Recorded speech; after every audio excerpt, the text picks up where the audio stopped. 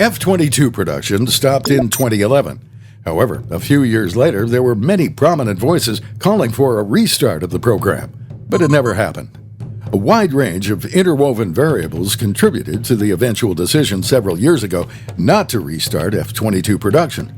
Senior Air Force leaders cited budget as the primary reason, yet many in Congress and at the Pentagon were calling for a massive restart of the F-22 program to expand the fleet to a more impactful size. When the F-22 blasted onto the scene in 2005, it was heralded as a first-of-its-kind breakthrough air superiority platform. While there are now roughly 169 F-22s currently, the original plan was to build a much larger fleet of stealthy F-22 Raptors. However, during the height of U.S. military counterinsurgency in Iraq and Afghanistan, F-22 production was cut short abruptly. A great power war possibility and the rising threat of China and Russia seemed to fade into the background beneath the fury of counterterrorism and counterinsurgency, so perhaps planners suffered from too much of a here-and-now kind of short-term vision. In contrast, a longer-term assessment might have recognized the long-term threat China was already beginning to evolve into. Therefore, had the F-22 production line not been cut short far too soon, then a much more sizable and daunting fleet would currently hold our adversaries at risk.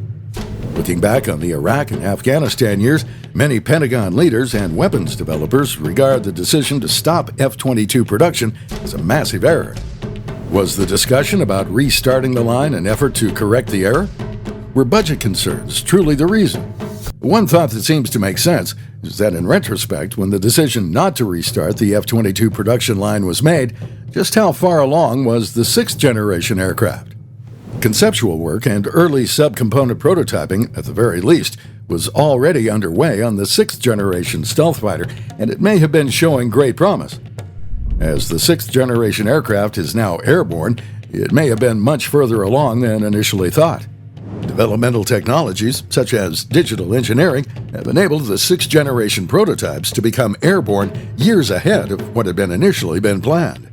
An important note to consider is perhaps the time decisions were being made about restarting the F-22 line, there was massive progress and promise with sixth generation lurking just beneath the radar of public view. This would make sense, as the next generation air dominance program is thought of as more of an F-22 replacement than an F-35-like aircraft. For instance, a new high-speed, stealthy sixth-generation air supremacy fighter could complement continuously upgraded multi-role F-35s.